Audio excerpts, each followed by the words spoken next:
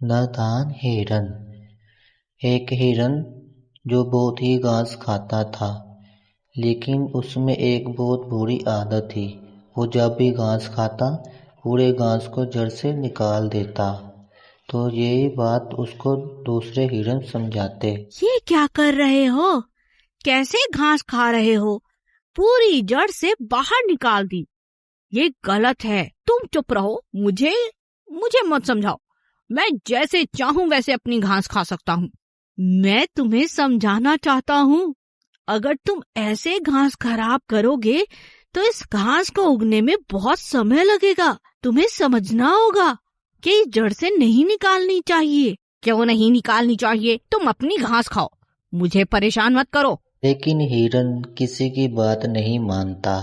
एक दिन शेर ने उसे घास खाते देखा, तो हिरन शेर के डर के मारे इधर उधर भागने लगा और बड़ी दूर तक भागता रहा। बहुत ज्यादा भागने के बाद उसे एक बड़ा सा झाड़ दिखाई दिया और वो उसके पीछे जाकर छुप गया। हो हो हो बेचारा हिरन पूरी तरह से थक चुका था। हो हो हो वही पास में दूसरा हिरन घास खा रहा था। तुम्हें क्या हुआ? तुम यहाँ कैसे और यूं भागते हुए क्यों आ रहे हो? क्या बात है? वो वो वो शेर मेरा पीछा कर रहा था। बहुत बहुत मुश्किल से जान बचाकर यहाँ पहुंचा हूँ। अरे रास्ते में कहीं छुपने की जगह ही नहीं थी। सारी घास तो तुमने जड़ से निकाल बाहर फेंक दी। हाँ, तुम ठीक कहते थे। आज के बाद इस बात का ध्यान रखूंगा। मुझे माफ करो। और इस तरह हिरन को अपनी नादानी समझ आई और दोबारा ऐसी गलती नहीं की। बारिश और बिल्ली। एक दिन बिल्ली मोर को नाचते हुए देखती है। बड़ा मन कर रहा है भीगने का। ये मोर कितना सुंदर है और नाचते हुए तो और भी सुंदर लगता है। काश मैं भी इसकी तरह नाच पाती, बारिश का मजा ले सकती। बिल्ली जिस पेड़ के नीचे बैठी थी, उसी पेड़ के ऊपर एक कौवा बैठा था।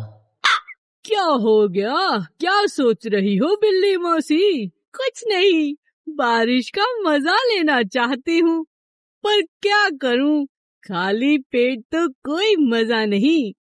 अरे इतना उदास क्यों होती हो? आओ मेरे पास आओ।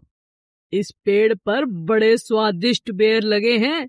आओ, मैं तुम्हें तोड़कर खिलाता हूँ। अरे वाह! बिल्ली जल्दी से पेड़ पर चढ़ गई। अरे ये तो बहुत अच्छा उपाय है। कौवे ने बिल्ली के लिए खूब बेर तोड़े और दोनों ने मिलकर खूब खाया। अब कैसा लग रहा है बिल्ली मौसी? हाँ, अब अच्छा लग रहा है। बारिश हो रही है और पेट भी भरा हुआ है। मोर भी लगता है नाचते नाचते थक गया और हम खाते खाते हो हो। हमें हर चीज में मजा आता है जब हम एक साथ अपनों के साथ रहते हैं। भेड़िया और शेर। चालाक भेड़िया अपनी चालाकियों के कारण जंगल में बहुत ही बदनाम हो चुका था। कोई भी जानवर उससे बात नहीं करना चाहता था। वो देखो चालाक भेड़िया, चलो यहाँ से। हाँ, चलो यहाँ से। क्या हो गया है सबको? कोई भी मुझसे बात नहीं करना चाहता। इस तरह तो मैं बहुत अकेला पड़ गया हूँ। कुछ भी अच्छा नहीं लग रहा। दास भेड़िया अपने आप से बातें करता जा रहा था कि सामने से उसे शेर दिखा। क्या हुआ? किससे बातें कर रहे हो? देखते नहीं सामने कौन खड़ा है? राजा जी, आप मुझे माफ करें। मैं कुछ परेशान हूँ, इसीलिए सामने से आप आ रहे हैं, मगर मैंने ध्यान नहीं दिया। परेशान? क्या हुआ? क्या बात है? शेर राजा, हुआ क्या है ये तो मुझे भी नहीं पता। जहाँ भी जाता हूँ मुझे देखकर सभी दोस्त और जंगल के जानवर मुझसे बिना बात किए यहाँ वहाँ चले जाते हैं, मुझे अनदेखा करते हैं। मुझे कुछ अच्छा नहीं लग रहा। मैं बहुत अकेला पड़ गया हूँ। सोचता हूँ ये जंगल ही छोड़ दूँ, किसी और जंगल में जाकर रहूं। यहाँ मेरा कोई नहीं है। ऐसा कैसे हो सकता है? चलो मेरे साथ, मैं देखता हूँ। तुम आगे आगे चलो, मैं पीछे आता हूँ। भेड़िए को देखकर सभी जानवर वहां से जाने लगे और तभी वहां शेर आ गया और बोला, रुको, क्या बात है? तुम सब भेड़िए को अनदेखा क्यों कर रहे हो? राजा जी, हम सभी जानवर भेड़िए की चालाकी से बहुत परेशान हो चुके हैं। इसीलिए हमने फैसला किया है कि कोई भी जानवर अब भेड़िए से बात नहीं करेगा। भेड़िया अपनी मीठी मीठी बातों में फंसाकर ही सबका शिकार करता है, धोखे से। ओह, तो ये बात है। अब तुम बताओ भेड़िए, तुम्हें कुछ कहना है? मैं समझ चुका हूँ अपनी गलती और मानता भी हूँ। मुझे आप सब माफ कर दीजिए और सुधरने का एक मौका दीजिए। मैं अब कभी किसी को धोखे से नहीं खाऊंगा, ये वादा करता हूँ। मगर मुझे ऐसे अकेला मत छोड़िए, मुझे जरा भी अच्छा नहीं लगता। मुझे लगता है आप सबको इसे एक मौका देना चाहिए। जी राजा जी। इस तरह सभी जानवरों ने भेड़िए को सुधरने का मौका दिया। बिल्ली और हाथी। एक दिन अप्पू हाथी पेड़ के नीचे बैठा था और गाना गुनगुना रहा था। मैं हूँ हाथी, सबका हूँ साथी, मस्त है मेरी चाल, सब रखो अपना ख्याल। मैं हूँ हाथी, सबका साथी। मुन्ना बिल्ली वही पेड़ पर सुस्ता रही थी। उसने अप्पू को गाना गाते सुना और अप्पू से पूछा, क्या बात है अप्पू, आज बड़े खुश हो, गाना भी गा रहे हो, कोई खास बात है क्या?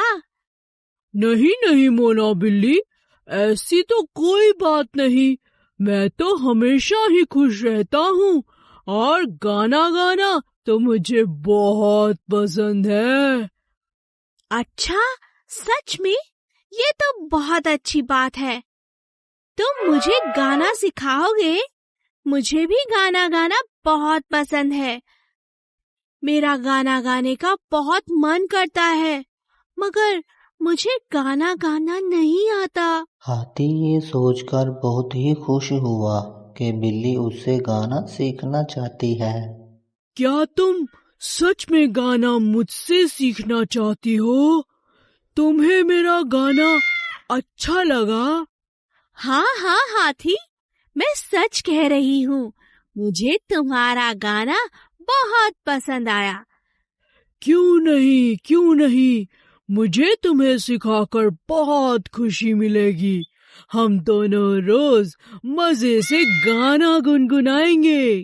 हाँ, ये ठीक रहेगा। हाथी बिल्ली को रोजाना गाना सिखाने लगा। एक दिन राजा शेर ने उनको गाते हुए सुना तो वो बहुत ही खुश हो गया। मैं हूँ हाथी, सबका साथी। मैं हूँ बिल्ली, सबकी सहेली। राजा ये देखकर हैरान था। अरे वाह, इतना सुंदर गाना गाते हो तुम दोनों बहुत खुश भी हो। मैं भी तुम्हारी खुशी में शरीक होना चाहता हूँ। मैं सभी जानवरों को यही समझाता हूँ कि आपस में मिलकर खुश होकर रहना चाहिए। राजा ने खुश होकर दोनों को इनाम दिया।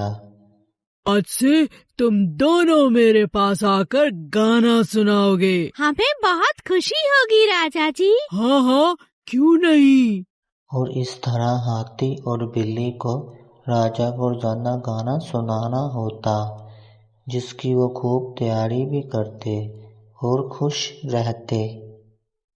गुलैया और हाथी। एक जंगल में अप्पू नाम का एक बड़ा सा हाथी रहता था। एक दिन गुस्से में आकर अप्पू ने जंगल में चलते चलते 4-5 पेड़ तोड़ दिए। उन्हीं में से एक पेड़ पर गुलैया अपने अंडों के साथ रहती थी। जब पेड़ गिरा, गुलैया का घोंसला जो अंडों से भरा पूरा था नीचे गिरकर चूर चूर हो गया। गुलैया अपने अंडों को टूटा देखकर बोली, यह अप्पू हाथी अपने आप को समझता क्या है?